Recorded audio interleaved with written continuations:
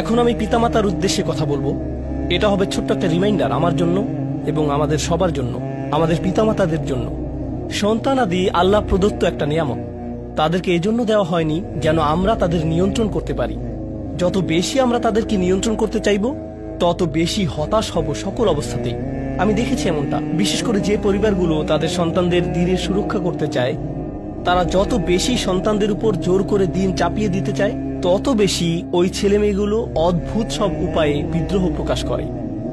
কারণ যে বিষয়টা আল্লাহ চান আপনি তাদেরকে প্রদান করুন, আপনার ছেলে মেয়েদের কাছে আপনার যে সুযোগ আছে সেটা তাদেরকে আপনার আদেশ নিষেধ মানতে বাধ্য করার জন্য নয়। সুযোগটা এই জন্য দেয়া হয়েছে যেন আপনি তাদেরকে এমন সব বিষয়ে চিন্তা করাতে পারেন যা শুধু আপনার পক্ষেই চিন্তা করানো সম্ভব। তাদেরকে এমন সব বিষয়ে পছন্দ করাতে পারেন যা শুধু আপনার পক্ষেই পছন্দ করানো সম্ভব।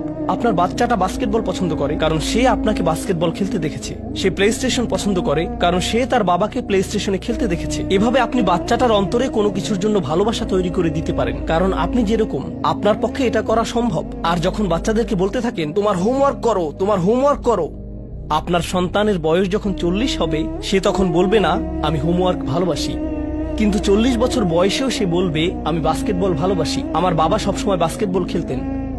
আপনি যা ভালোবাসেন তা ট্রান্সফার হয়ে তার কাছে চলে যায়, আর যা করতে বলেন তা প্রত্যাখ্যাত হয়ে যায়। এমনটি আপনার ক্ষেত্রেও ঘটেছিল।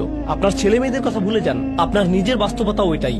আপনার বাবার কিছু কিছু জিনিস যে আপনি এখনো পছন্দ করেন তা ভালোবাসার মাধ্যমে আপনার নিকট ট্রান্সফার হয়েছিল, আর আপনার বাবার ওই ব্যাপারগুলো আপনি অপছন্দ করতেন যা তিনি জোর করে আপনাকে গেলাতে চেয়েছিলেন। এখানে উপবিষ্ট প্রত্যেকের বাস্তবতা এটাই, শুধু সেগুলোই গ্রহণ করেছি যেগুলো ভালোবাসার মাধ্যমে হস্তান্তরিত হয়েছিল। ঠিক এই ইশারাটাই আমাদের পিতামাতাদেরকে দেয়া হয়েছে সূরাতুল ইসরার এই আয়াতে, রব্বির হামহুমা কামা রব্বায়ানি সগীরা।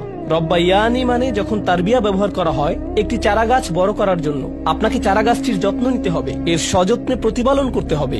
গাছটির প্রতি চিৎকার চেঁচামেচি করলে তো হবে না, তাড়াতাড়ি বড় হও, তাড়াতাড়ি লম্বা হও। আপনার একে সময় প্রদান করতে হবে। অনেক সময় পোকামাকড় এসে এর পাতাগুলো খেয়ে ফেলতে চাইবে, আপনাকে তখন পোকামাকড় সরিয়ে দিতে হবে। কখনো কখনো একটু কঠোর আচরণ করতে হবে, শুধু অতটুকুই যেন পোকামাকড় গুলো দূর হয়ে যায়। এরপর আবারও এতে পানি দিতে হবে। আমাদের বাচ্চাদের সাথে আমাদের উদাহরণটা ঠিক এমনই।